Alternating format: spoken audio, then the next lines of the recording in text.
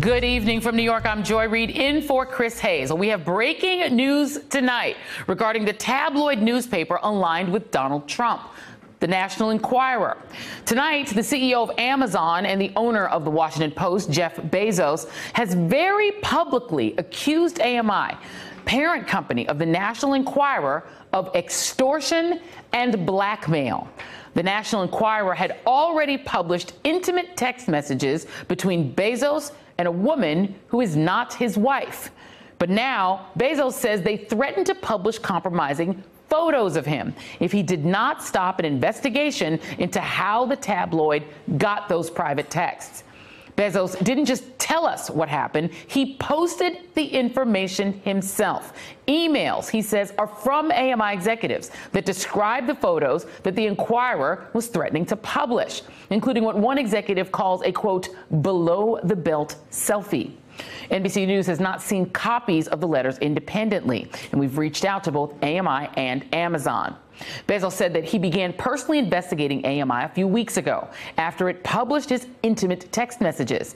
Since then, he says, quote, numerous people have contacted our investigation team about their similar experiences with AMI and how they needed to capitulate because, for example, their livelihoods were at stake.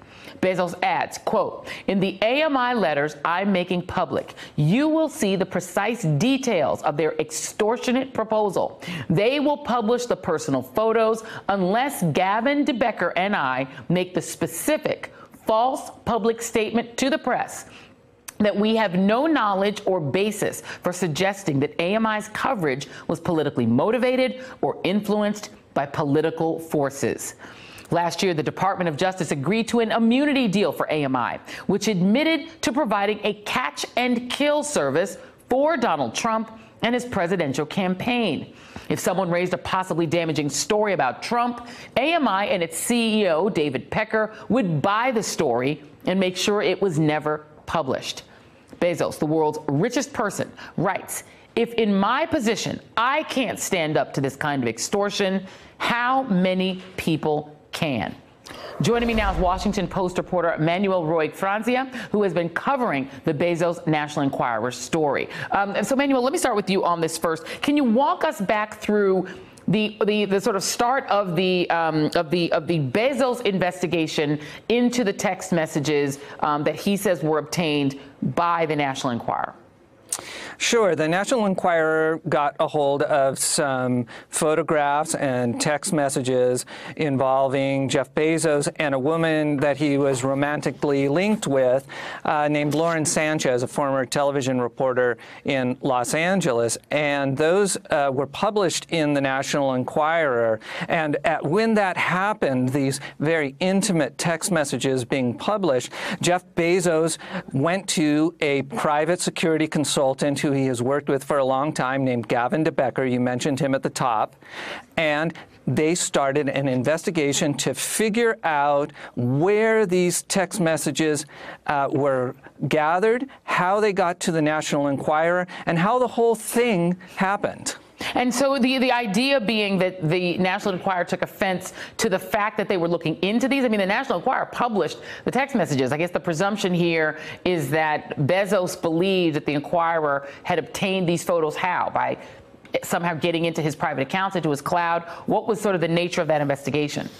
Yeah, where things get very sticky is some of the public statements that have been made by the Jeff Bezos security consultant, Gavin DeBecker. He has suggested that there's a possible political motivation behind the publication of those text messages. And the reason for that is that the National Enquirer has had a history of doing some things that are helpful to President Donald Trump.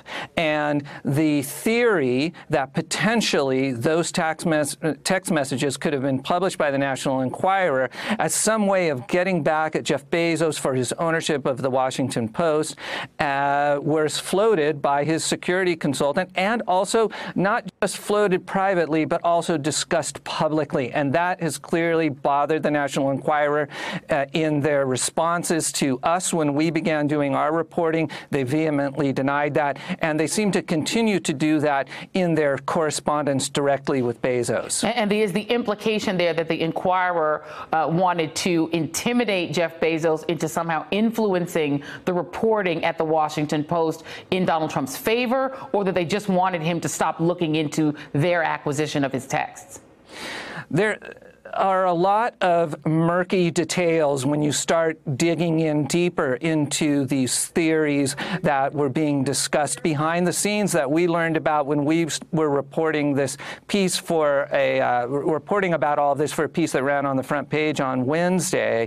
One of the theories was that foreign governments could have been involved. Other theories maybe even involved Mossad or the British intelligence agencies, with the motivation of damaging Jeff Bezos because he is perceived as a person who is in conflict with Donald Trump. You know, if you look at Donald Trump's Twitter feed, you see a lot of negativity about Jeff Bezos, and you have somebody who's running a tabloid who is seemingly very close to the president. Wait, hold on a second. Are you suggesting that one of the potential theories as to how those text messages and potentially now photos were obtained was that a foreign government acting either in concert with Donald Trump or on behalf of Donald Trump might have been the one to obtain those text messages and hand them over to the National Enquirer?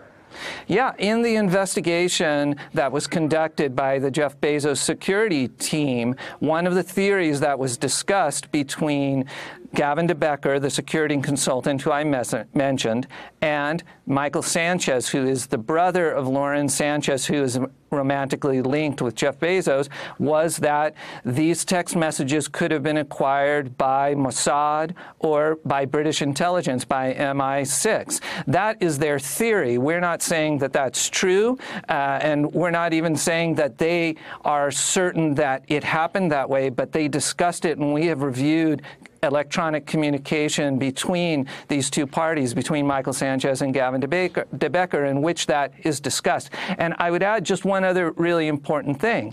Gavin de Becker, who is the security consultant, he has told us that he has reached the conclusion that Jeff Bezos' phone was not hacked. And that's why he thinks that a government entity could possibly have been the one to acquire the text messages. And in your reporting, are there direct connections and links between the David Pecker and the AMI company, the company that owns the National Enquirer, and foreign governments? We haven't uncovered that, and we haven't reported that. What we've reported is that that theory has been explored by Jeff Bezos' security consultant, and that one of the reasons why he's looking at potential political motivation is that Lauren Sanchez's brother is a well-known supporter of Donald Trump. He's considered a conservative, and he has consulted during the course of this scandal with people who are or have been close to Donald Trump, people like Roger Stone, the famous political dirty trickster, and Carter Page, who was mixed up in the investigation into Russian interference in the 2016 election when questions were being asked in Congress about some trips that he took to Moscow. So just to be clear, the brother of the woman with whom Bezos was allegedly having the affair, you're saying is connected to Donald Trump, or at least a supporter of him?